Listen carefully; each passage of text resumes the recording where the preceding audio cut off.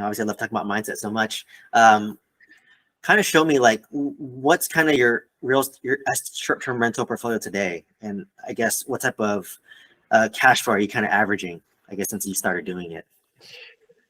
So I own 5 outright by myself, and I partnered one with my brother, and we're 50-50 on that.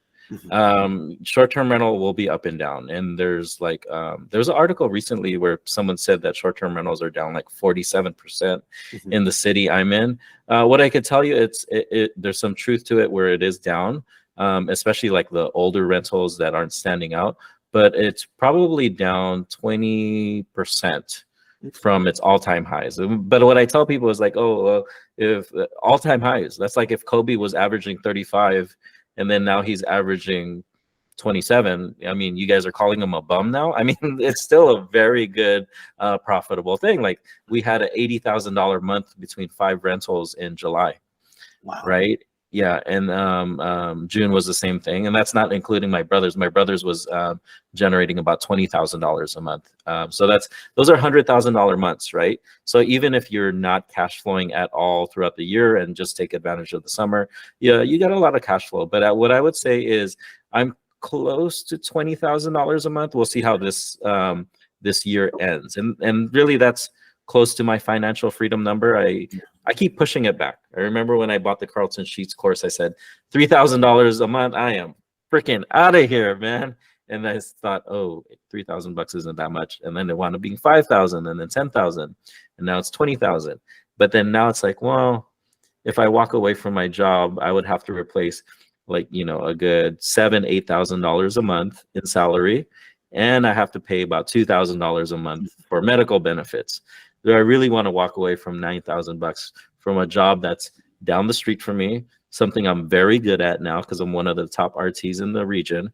And to be honest with you, it's fairly easy for me now. I don't know. The question is whether it's taking away time from me making more money in real estate.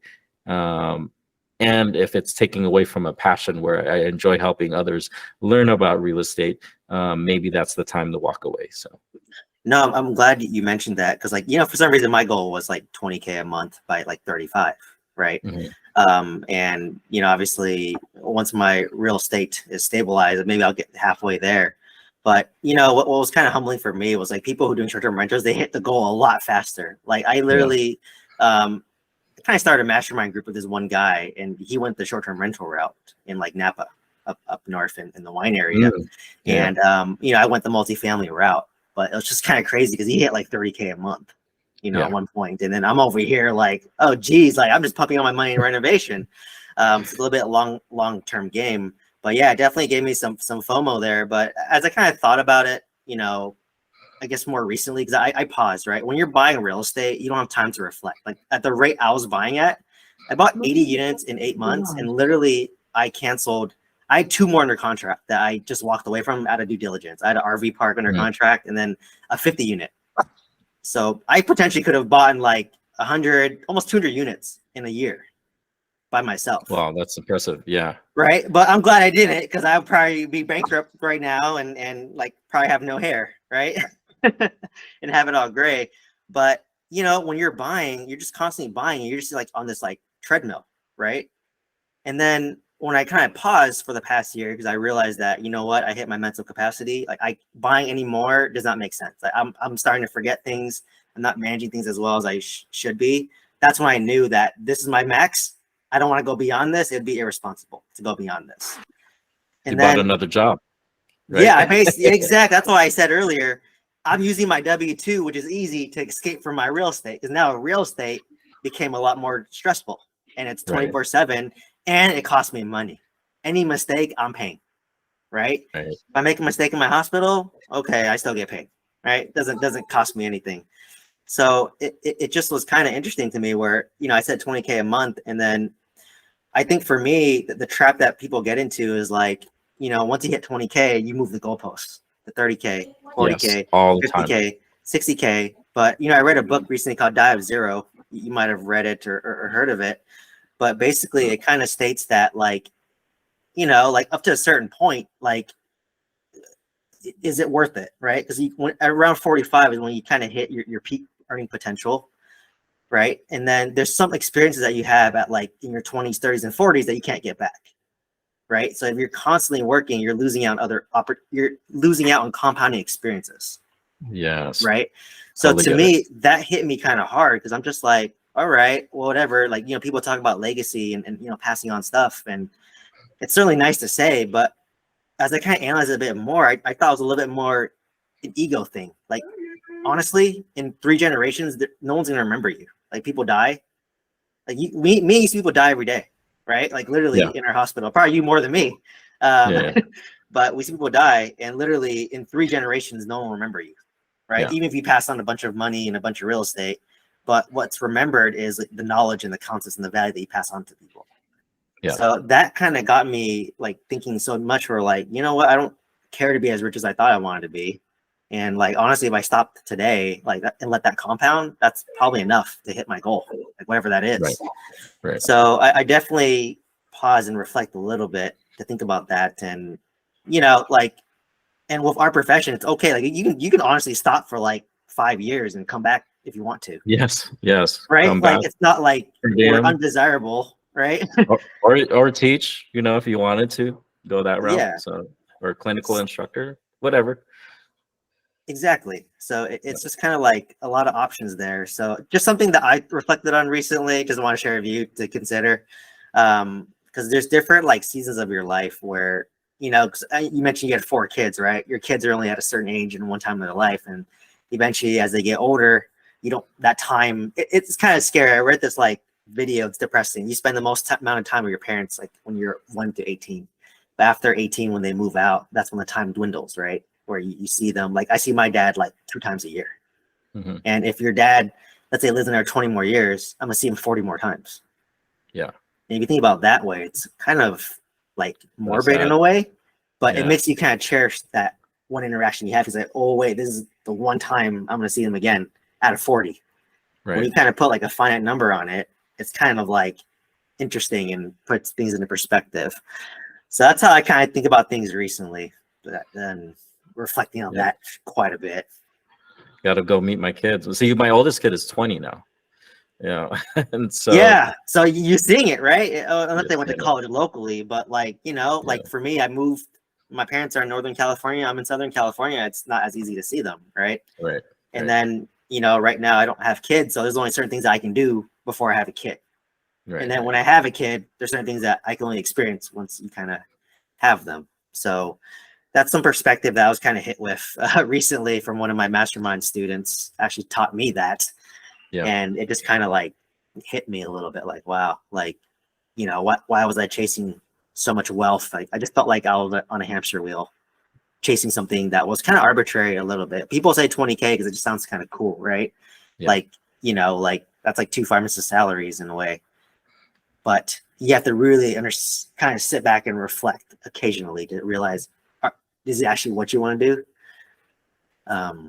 Right. So, yeah.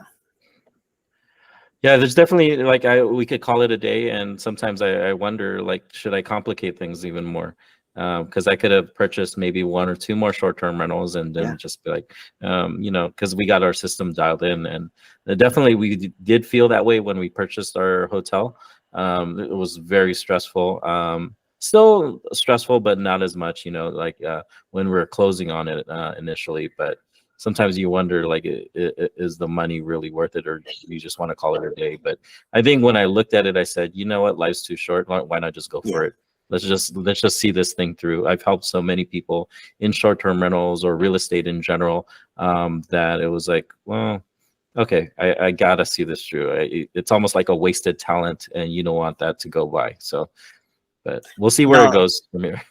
I'm glad you mentioned that because like that's what I was thinking too. Like where like honestly you just could have took that time and energy and scaled your short-term rental, which it's on autopilot at this point, right? Like 80% of it is what to do. Same with me in multifamily. 80% of it's copy and paste. Right. But it's always nice to deviate and have no regrets. But if it doesn't work out, you're like, you know what, the juice wasn't worth the squeeze. Then like, okay, I'm not going to deviate, and it'll just more solidify what you're currently doing. So sometimes it kind of takes a little deviation to come to that realization, right? And Right, like you right. said, we're realizing this young, relatively speaking. Yeah. So it's humbling. So yeah, let's actually dive into a little bit about that. What got you into the hotel? Like, what made you kind of make that pivot? So before short-term rentals, I was trying to get into multifamily, and I was sold on the commercial asset aspect of it. Me and my good friend, actually, Tony Robinson, we were trying to get into multifamily together, and it just wasn't happening. So then we kind of both pivoted into short-term rentals. There was a third guy. His name's Omid, really cool guy. He scaled his portfolio into short-term rentals also. But with me, there was always this desire or something pulling me into the commercial aspect. So I was like, well, do I want to get into apartments, or do I just do, maybe convert some apartments into short-term rentals or midterms, or why not just get into a hotel? So then you just start networking your butt off. And that's one advice I'd always give to people, is just go out there and make friends. They call it networking now, but just go out there and make friends. And you really never know where you're gonna, where that's gonna lead to. And so I was never really had an agenda when I was out there networking, and so I just started meeting so many people. And there was always a lot of people saying, "Hey, you're doing really big things. If you ever want to put something together, let's figure something out." So that's really kind of how it happened. I met a couple of people who had been investing in hotels, who already had some hotel experience, and I said, "Well, if you ever want to do something together, let's try to do something." So that's really how it came about. Really, all of this, Stephen, if you told me I'd own properties in Arkansas and Tennessee and Alabama, any of these states, I bet you I couldn't even point to Arkansas right now on a map, but we have property there, and the numbers worked out. Did my research and all that, but just as long as just keep an open mind. And we live here in Southern California, and when I tell people about Arkansas, they kind of like, they thumb their nose and like, whatever. But I'm like, okay, whatever. It makes good money here for me. But I just wanted to scale and do something special, and I just wanted to see something through, and that's what I'm doing right now. I'm glad I did it. Okay, good. And then for that deal, like, are you partnering with people? Did you just like raise money, or how's kind of the deal structure work for that hotel? So we do have 4 members in our. We started a fund, and so that fund raises money from accredited investors, and they invest $50,000, $100,000, and we try to give them like a really good, strong return from that.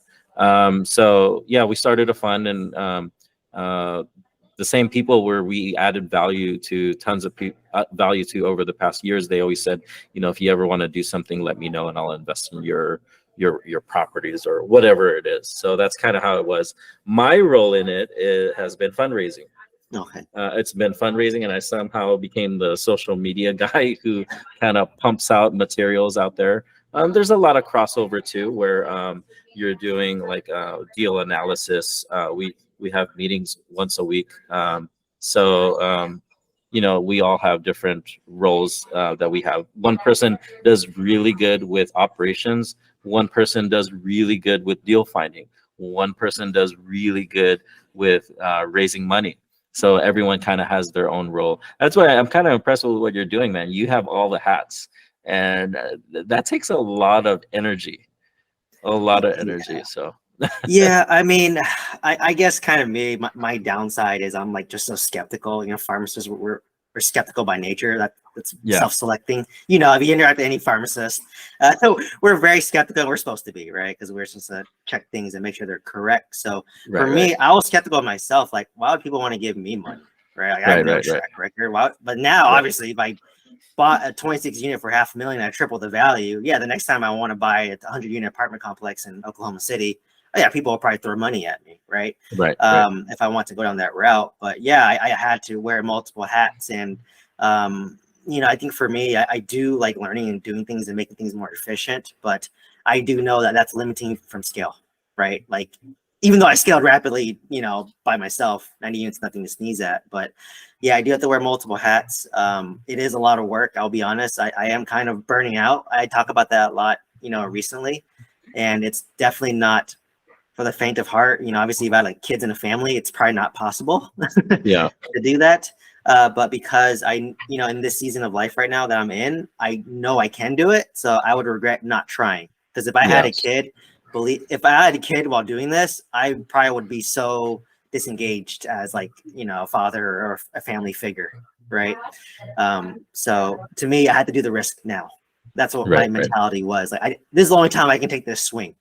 So I swung, right? And I made mistakes and got some bruises, and like it's stressful, right? Like I got so burnt out, so stressed that I had to start a miracle morning routine, like that guru stuff, right? Like you wake up early, meditate, stretch. I didn't believe any of that, I'll be honest.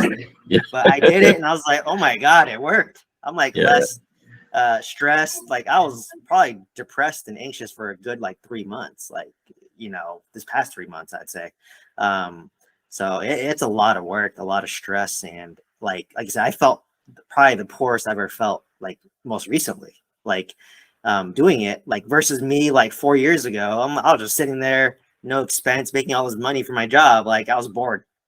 Now I'm just like, I crave that bored time, that boredom, because it's constantly things being thrown at. So no, it's that's what's definitely, you know, the pros of a team. But you know, obviously there's cons too, right? Like I call them the 4Ds, right? Disagreement that can break a partnership, divorce, you know, partner can get divorced. There's death and there's disability, right? So you know, we see that on a daily basis, and just something you have to take into factor, right? You can obviously scale more of a team, but you're gonna have some other kinks that you either work with solo.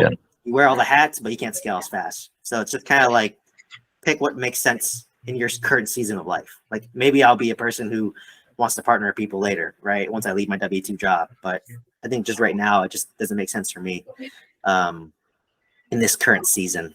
So, but yes, I do A through Z, unfortunately. Renovation, property manager, find the deal, negotiate the deal. I did all off-market deals using direct mail. So I never use a broker, because brokers bring you terrible deals. Yeah, brokers bring you. I've never had a broker bring me a good deal. So, you know, that's just kind of my experience. But anyways, I know we're kind of running up on time here. I want to be kind of cognizant of your time, but kind of any kind of last, you know, parting thoughts that you had? No, just get a hold of me if you guys ever want to talk about real estate in general, right? I'm active on Instagram at The Real Alex Sabio, or if you're a healthcare professional, join my Facebook group. I give free tips every single day on how to, you know, run and operate your short-term rental business. It's called Healthcare Professionals Investing in Real Estate. It's a pretty cool group, and we do like monthly meetings, different real estate topics. Sometimes regarding taxes, sometimes I bring realtors on there. Sometimes it's just me and my other partner who does multifamily, who's Savannah, I think you've had on. So, you know, we'll have just different topics. Okay, cool. Yeah, I'd be happy to share a link down below to whatever you want, and would love to give out to your community. If you think I'm a good fit for whatever that is, happy to come on and present or teach whatever during your monthly webinars. So, all right, Alex, no, really appreciate your time. I think we touched the tip of the iceberg, to be honest. So, you know, would love to bring you back if time permits. To kind of share more. I just love talking to other real estate investors, and it kind of inspires me, but also helps teach me as well. And, you know, real estate's lonely, right? Like, no, how many people can I tell at work, hey, I own 90 units, when people are just trying to buy their first single family home, right? It's so unrelatable. And they think that you're an rich, you know, lack of a better word, right? Like, oh, you're lazy. The perception is weird, and I'm like, what are you talking about? You know, they think I have money. Like they wanted to host a Christmas party, and they said, oh, let's host it at your house. I'm like, no, dude, I got a 4-bedroom home. What are you talking about? Yeah, they think you're like this crazy rich guy living in a mansion with a yacht, right? You know, so all right, Alex. Yeah, once again, appreciate your time. Cool, thanks. Talk to you guys. Yep. All right, brother, I'm gonna get going here. Yeah, man, thanks